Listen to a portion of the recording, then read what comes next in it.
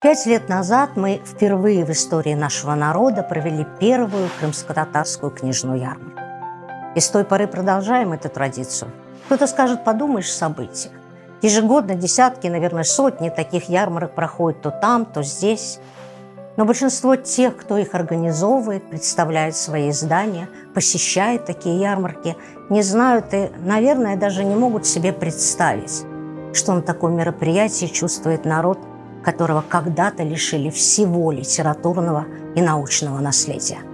Сначала в конце 30-х физически уничтожили тех, кто мог думать, учить, творить, писать, всю крымско-татарскую интеллигенцию. А потом в 44-м бросили в костер наши книги, чтобы сжечь дотла язык, культуру, историю народа, лишенного Родины.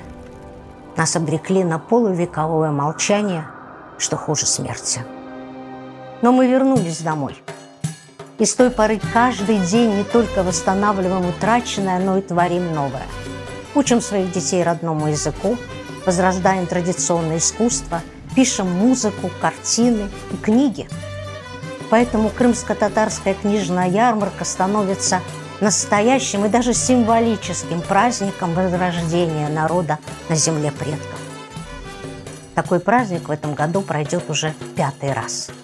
Мы снова встретимся друг с другом, познакомимся с авторами новых книг, с литературными новинками, порадуем своих внуков и детей, поаплодируем звездам крымско-татарской сцены на большом вечернем концерте. До встречи на 5-й крымско-татарской книжной ярмарке.